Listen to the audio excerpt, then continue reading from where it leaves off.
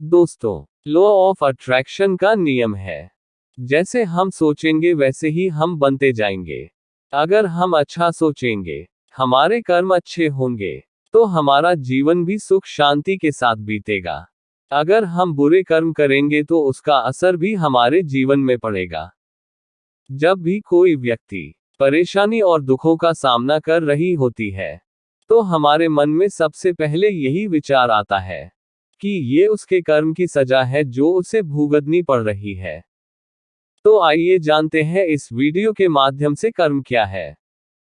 अगर वीडियो अच्छी लगे तो चैनल को सब्सक्राइब जरूर करें।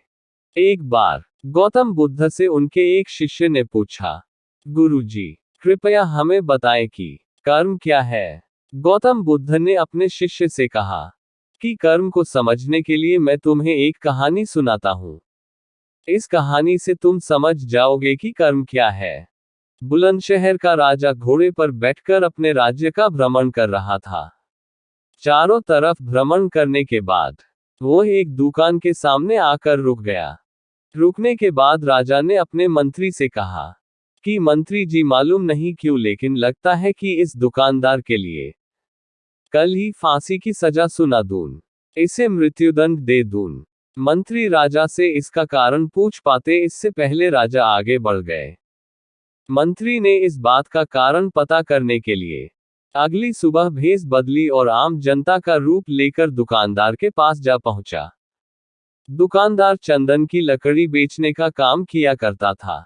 मंत्री ने दुकानदार से पूछा कि उसका काम कैसे चल रहा है। तब दुकानदार ने बताया कि उसका बहुत बुरा हाल है। लोग उसके दुकान पर आते हैं, चंदन को सूंघकर उसकी प्रशंसा करते हैं, लेकिन खरीदता कोई नहीं। मैं सिर्फ इसी इंतजार में बैठा हूं कि कब हमारे राज्य के राजा की मृत्यु हो और उनके अंत्येष्टि में मुझसे बहुत सारे चंदन की लकड़ी खरीदी जाएगी और शायद वहां से मेरे व्यापार में बढ़ोतरी होनी शुरू हो जाए। मंत्री को सारी बात समझ आ गई कि यही वह नकारात्मक विचार है जिसने राजा के मन को भी नकारात्मक किया। वह मंत्री बहुत बुद्धिमान था। उसने सोचा कि मैं आपसे थोड़ी चंदन की लकड़ियां खरीदना चाहता हूं। यह सुनकर दुकानदार भी खुश हुआ और उसने सोचा कि चलो कुछ तो बिका।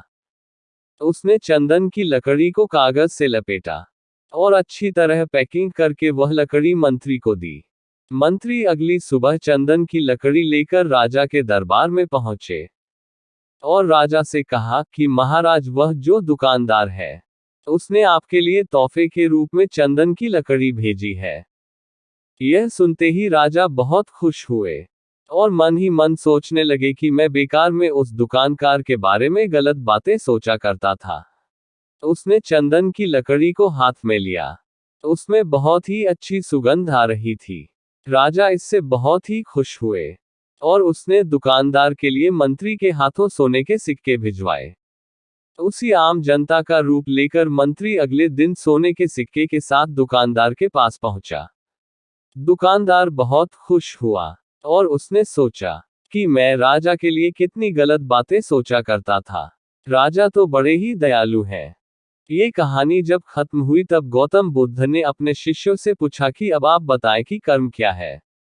शिष्यों ने उत्तर देते हुए कहा कि शब्द ही हमारे कर्म है। हम जो काम कर रहे हैं वही हमारे कर्म है। जो हमारी भावनाएं हैं वही हमारे कर्म है। गौतम बुद्ध ने सभी शिष्यों के जवाब सुनने के बाद कहा, आपके विचार ही आपके कर्म है। अगर आपने अपने विचारों पर नियंत्रण करना सीख लिया तब आप महान बन जाते हैं। जब आप अच्छा सोचते हैं तब आपके साथ अच्छा होता भी है। आपके विचार ही आपको अच्छा या बुरा बनाते हैं।